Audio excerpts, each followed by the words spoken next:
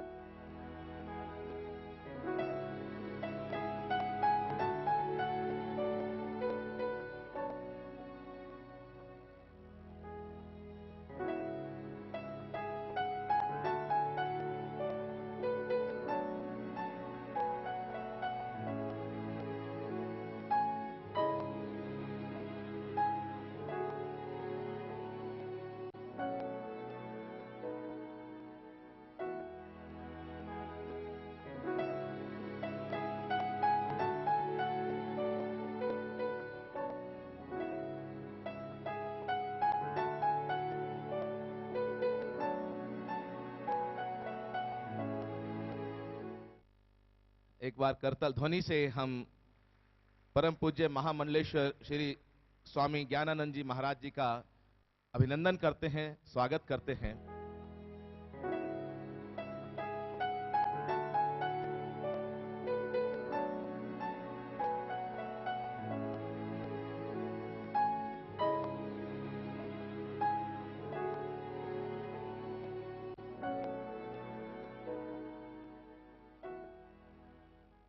बीच में राकेश गुलाटी जी हैं।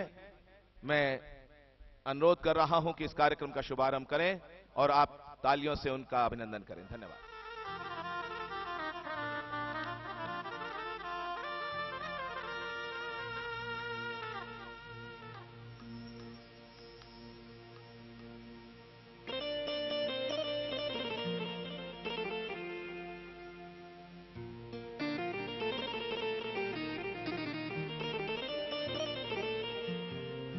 नौकरी में बजाता रहूं गीत तेरे में गाता रहूं,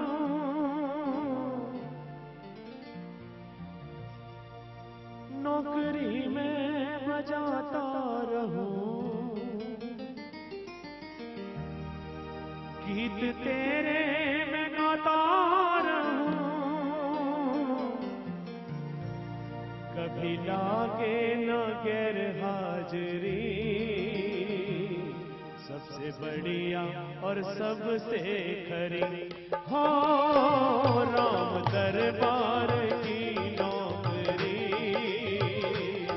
सबसे बढ़िया और सबसे खरी हो राम दरबार की नौकरी,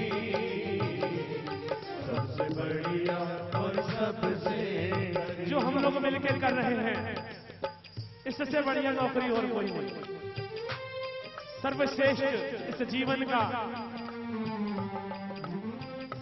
जो अंतिम विश्लेषण है, संत सानिध्य, रसिकों का मिलन, गुरु कृपा, ठाकुर जी करें ये नौकरी तो हमें जन्मों जन्मों तक मिलती रहे।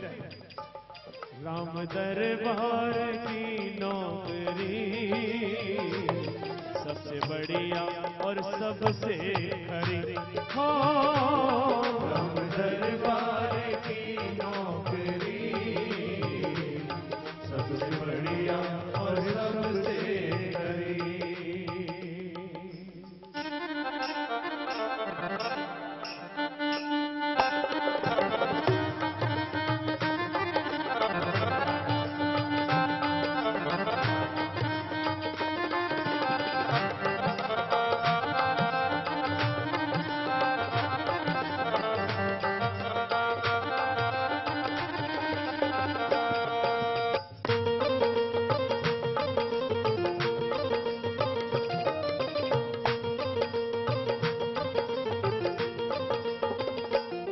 घर रहूं चाहे बाहर रहूं, तेरे चरणों में हाजिर रहूं, चाहे बाहर रहूं, तेरे चरणों में हाजिर रहूं, घर रहूं चाहे बाहर रहूं,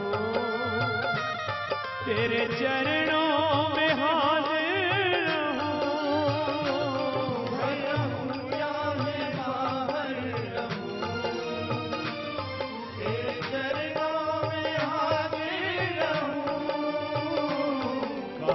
मिलेगी मुझे ये नौकरी सबसे बढ़िया और सबसे खरी, हो राम दरबार की नौकरी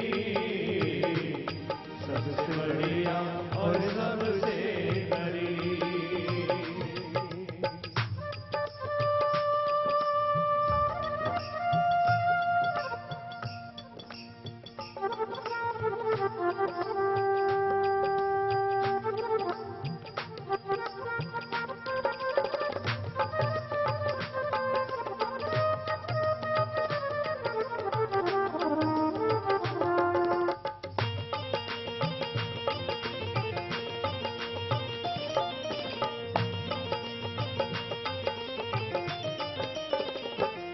मेरी तनख्वाह भी कुछ कम नहीं,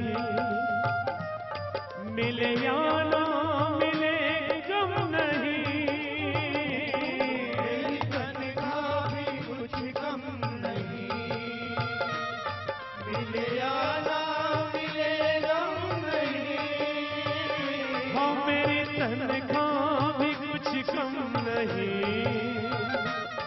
मिले या ना मिले गम नहीं, मेरी तनख्वाह भी कुछ कम नहीं, मिले या ना मिले गम नहीं,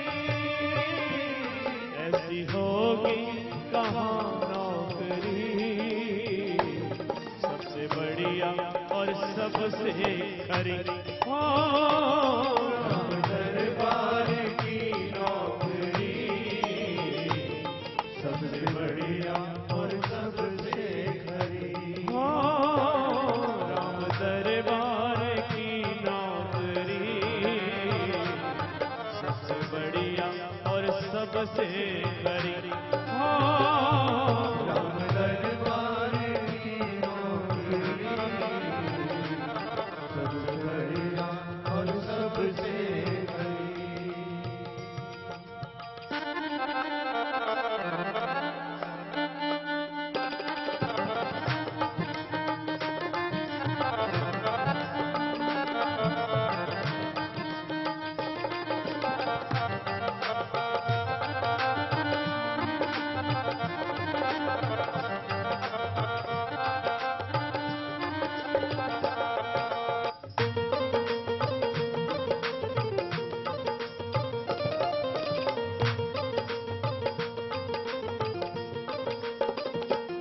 नौकरी में बजाता रहूं, गीत तेरे में गाता रहूं, नौकरी में बजाता रहूं,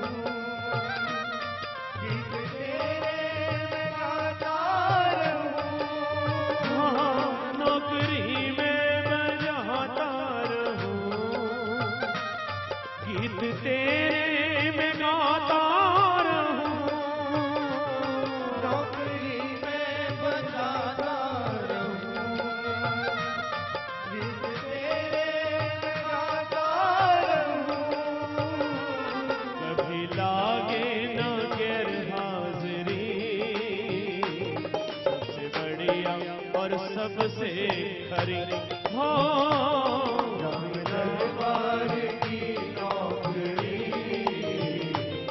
सबसे बढ़िया और सबसे खरी, सबसे बढ़िया और सबसे खरी, सबसे बढ़िया और सबसे खरी, सबसे बढ़िया और सबसे खरी, सबसे बढ़िया और सबसे खरी। बोली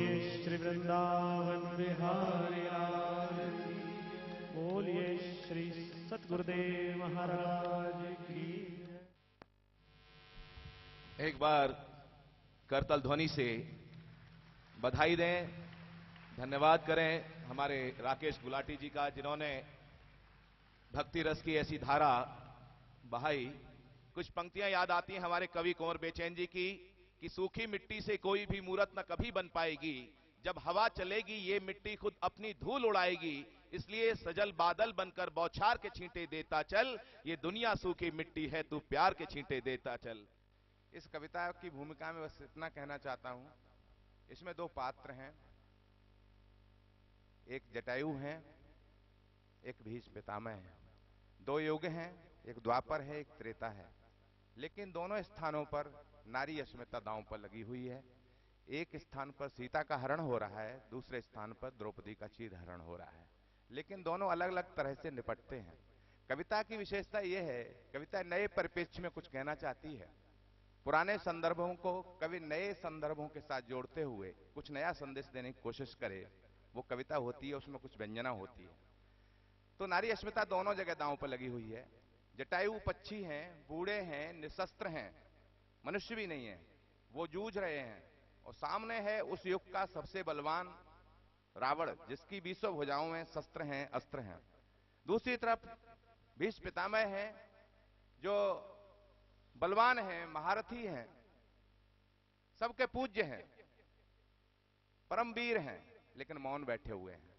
इसीलिए मैं कहना चाहता हूं संकेत में, एक को मिलते हैं रघुराज, दूसरे को मिलते हैं यमराज।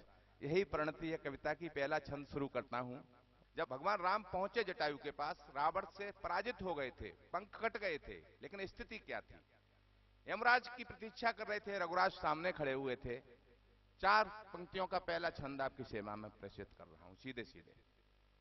कि कटे हुए पंख और घायल शरीर था, धरती का कण कण लोहू से लाल था, सिया का हरण हाय रोक नहीं पाया मैं, बार बार यही बस मन में मलाल था, वेदना से विद्ध हो पड़े हुए थे गिद्धराज, सांसें थी गिनी चुनी, बहुत बुरा हाल था, और लुप्त होती स्मृति में काल की थी पदचाप, आंखें खोल देखा तो दशरथ का लाल था, आंखें खोल देखा तो दशरथ का लाल था। यमराज की प्रतीक्षा कर रहे थे, रघुराज सामने खड़े हुए थे कि उन्होंने नारी के सम्मान में संघर्ष किया था। भगवान राम ने जटायु से कहा पहले कि मैं तुम्हें जीवन दान देना चाहता हूं, और तात संबोधन दिया। रामायण में प्रसंग है, वाल्मीकि रामायण में, तात पिता का संबोधन दिया, हे पिता मैं आपको जीवन दान देना चाहता हूं। जटायु ने कहा आपकी गोद में मुझे मरना स्वीकार है, वो ज्यादा श्रेयस्कर है, मैं मरना चाहता हूं, जीना नहीं चाहता, लेकिन मेरा श्राद्ध कर देना। अब जटायु का श्राद्ध किस तरह का होगा, इसका छंद है।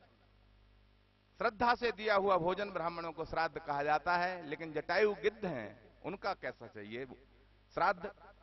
राम को जटायु खुद कहते हैं कि ऐसा श्राद्ध मुझे करना। एक की वर्ड है इसमें, शब्द है नदीस, समुद्र। इसको पकड़ते हुए पूरे छंद को सुनिएगा, कैसा श्राद्ध चाहिए, और पूरी चेतना चाहिए मांगता हूं आपकी कि श्रद्धा से श्राद्ध में बुलाने होंगे गिद्ध।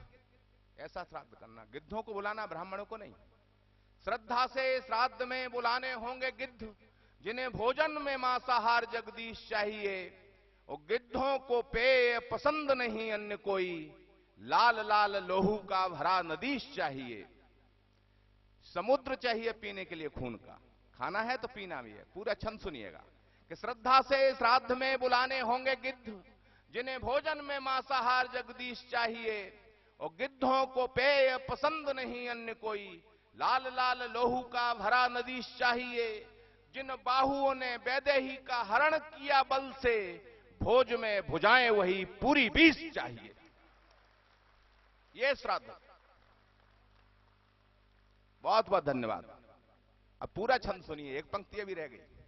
श्रद्धा से श्राद्ध में बुलाने होंगे गिद्ध, जिन्हें भोजन में मांसाहार जगदीश चाहिए, गिद्धों को पेय पसंद नहीं अन्य कोई, लाल लाल लोहू का भरा नदीश चाहिए।